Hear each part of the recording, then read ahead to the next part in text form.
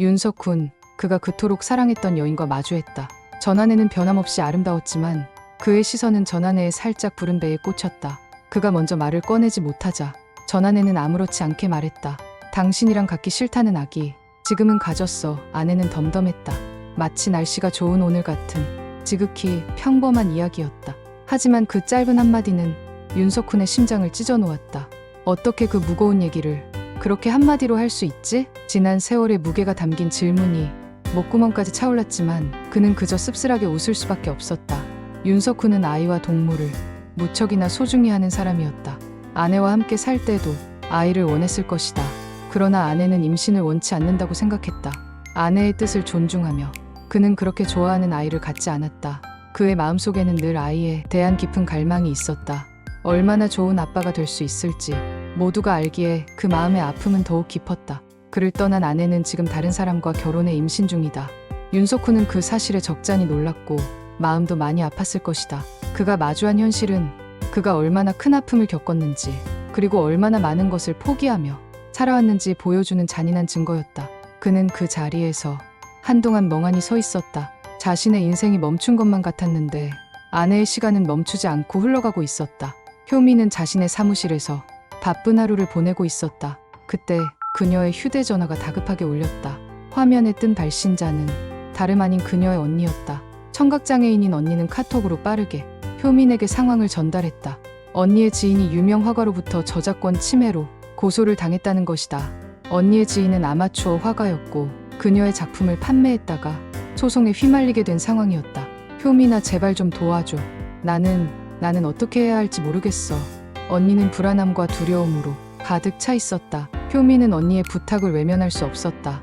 그녀는 언니를 도울 방법이 무엇일까 고민했다. 당장 사건을 맡으려니 윗선의 허락을 받는 것도 쉽지 않았다. 하지만 언니의 간절한 부탁을 외면할 수 없었던 효민은 무작정 사건을 맡게 된다. 소장을 받고 확인해 보니 공판은 고작 일주일 앞으로 다가와 있었다. 일주일 안에 모든 것을 준비해야 했다. 그것도 경험이 전무한 효민이 혼자서 말이다. 게다가 이 사건은 무료 변론이었다. 상대 변호사는 그녀의 전 남자친구가 근무하는 리엔서의 변호사였다. 효민은 막막한 현실에 한숨을 내쉬었다. 그녀는 모든 것이 혼란스러웠다. 하지만 마음을 다잡았다. 효민은 급하게 변론 서면을 작성했다.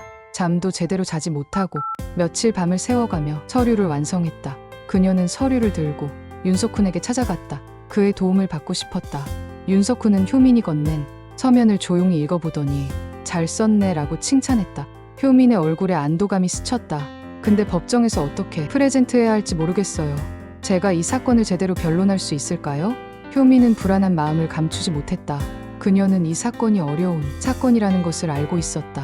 소송을 건 작가는 워낙 유명하고 유능한 작가였고 피고는 그저 평범한 아마추어 화가였다. 효민은 이미 마음속으로 어린 사람이 유명 작가의 그림을 당연히 카피했을 거지라고 판단하고 있었던 것이다. 이 때문에 그녀의 변론에는 자신감이 없었고 누가 들어도 설득력이 떨어지는 내용이었다. 윤석훈은 그런 효민을 꿰뚫어 보았다. 그는 효민을 향해 단호하게 말했다. 내 앞에서 한번 해보세요. 네? 당장 재판이 내일 아닌가요? 그럼 여기서 해봐요. 법정이라고 생각하고. 효민은 당황했지만 그의 말에 따라 변론을 시작했다. 그녀는 준비한 서류를 읽어 내려갔지만 목소리는 떨렸고 눈은 불안하게 흔들렸다. 윤석훈은 그런 그녀를 물끄러미 바라보았다. 그는 효민이 거짓말하지 못하는 사람이 거짓말을 하듯 변론하고 있다는 것을 알고 있었다. 효민은 스스로를 속이고 있었다. 피고를 믿지 못하는 마음이 그녀의 목소리에 고스란히 담겨 있었다. 재판 당일 효민은 불안한 마음을 안고 법정에 섰다. 그녀의 예상대로 상대 측 변호사인 리엔서는 현란한 법률 용어를 쏟아내며 피고를 몰아붙였다. 효민은 피고를 증인석에 앉혔지만 피고는 제대로 된 증언을 하지 못했다. 그제야 효민은 깨달았다. 피고가 지적 장애인이라는 사실을 숨겼다는 것을. 피고의 어머니는 그 사실이 재판에 드러나기를 원치 않았다. 지적 장애가 드러나면 사회적으로 편견을 가질까 두려웠기 때문이다.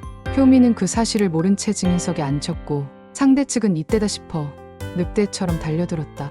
리엔서는 지적 장애인인 피고를 더 몰아세우고 다그쳐 잘못했다는 답을 듣고야 말았다. 피고는 동네 미술학원에서 모작 연습으로 학습을 해왔던 것이 밝혀지면서 피고는 불리한 상황에 놓였다. 모든 것이 무너지는 것만 같았다. 효민은 절망에 빠졌고 재판은 그대로 끝나는 듯했다. 그때 효민의 눈에 피고의 그림이 들어왔다. 그림은 묘하게 비틀려 있었지만 그 속에 무엇인가 숨겨져 있는 듯한 느낌을 받았다. 효민은 그림을 자세히 들여다보았고 불현듯 한 가지 아이디어가 떠올랐다. 효민은 선입견을 걷어내고 휴정을 요청하며 아마추어 작가에게 차근차근 그림을 어떻게 그렸는지 대화를 시작했다. 그리고 찾아낸 사실. 잠시 후 다시 재판에 들어간 효민. 그녀는 판사에게 요청했다. 재판장님, 피고의 그림을 어둡게 한 뒤 조명을 비춰볼 수 있도록 허가해 주십시오. 모두가 의아해하는 가운데 조명이 어두워지고 그림의 라이트가 비춰졌다. 그러자 그림 속에 숨겨져 있던 이미지가 나타났다. 그것은 바로 피고의 아버지 얼굴이었다. 이 그림은 누가 봐도 모작이 아니었다. 피고는 지적 장애가 아니라 천재적인 능력이 한쪽으로 쏠린 사람이었다. 색을 보는 눈이 일반인의 1억까지나 볼 수 있었고 그 능력을 오롯이 그림을 그리는데 사용하는 미술 천재였다. 효민은 기세를 몰아 반격을 시작했다. 그녀는 작가의 그림에도 조명을 비춰볼 것을 요청했다. 작가는 숨겨진 이미지는 없다며 반발했지만 조명이 비춰지자 놀랍게도 그 그림에서도 아이 아빠의 얼굴이 나타났다. 심지어 작가는 아이 아빠를 알지도 못했다. 모작은 유능하다는 이 작가가 했던 것이다. 심지어 유명세를 등에 업고 그 작품을 3억에 팔았다니. 작가로 인정받기가 하늘의 별 따기지만 유명한 학교를 나오고 유명한 곳에서 전시를 하면 작가로 인정받는다. 작품의 등수는 거기에서 갈린다. 얼마나 유명한 학교 출신인가, 어디에서 전시를 했나, 그것이 그림의 가치가 되는 곳이 미술계다. 재판은 뒤집혔다. 유명 작가는 모든 것을 잃게 될 위기에 처했다. 효민은 작가에게 말했다. 사과하세요. 무고한 겁니다. 하지만 작가는 뻔뻔하게 웃으며 말했다. 사과? 신이 저 재능을 나한테 안 주고 저런 애송이한테 준 걸 신이 나한테 사과해야지. 내가 이 작품 발견하지 않았으면 이 작품 그냥 마켓에서 구르다 말걸. 내가 키워준 거나 다름없어. 그는 자신의 죄를 뉘우치기는커녕 자신의 잘못을 신의 탓으로 돌리고 있었다. 모든 이들이 그의 뻔뻔함에 분노했다. 하지만 효민은 흔들리지 않았다. 그녀는 이미 이 재판에서 진정한 승리를 거두었기 때문이다. 법원을 나섰다. 그때 윤석훈 변호사가 강효민 변호사하고 불렀다. 그녀의 앞에 떨어뜨린 키링을 전해주며 그는 말했다. 사무실에서 봅시다. 변호사 효민은 그의 한마디에 뭉클했다. 윤석훈은 그녀를 변호사라 불러주었다. 처음으로 누군가에게 변호사로 불리었고 드디어 인정받는 것 같았다. 그녀는 오늘의 변호가 스스로 해낸 변론이라는 것을 알고 있었다. 그리고 그녀는 깨달았다. 그녀는 혼자가 아니라는 것을. 그녀의 뒤에는 언제나 윤석훈이 있었다. 효민은 윤석훈을 바라보았다. 그동안의 불안함과 좌절감이 한순간에 사라지는 것 같았다. 그는 그녀가 얼마나 힘들었을지 그리고 얼마나 많은 것을 이겨냈는지 알고 있었다. 효민은 그 순간 진정한 변호사로 거듭난 기분이었다. 이제 그녀는 어떤 어려움이 닥쳐도 이겨낼 수 있을 것 같았다. 그녀는 자신을 믿어주는 사람들의 힘을 얻어 앞으로 나아갈 것이다. 그녀의 변호사 인생은 이제 막 시작되었다.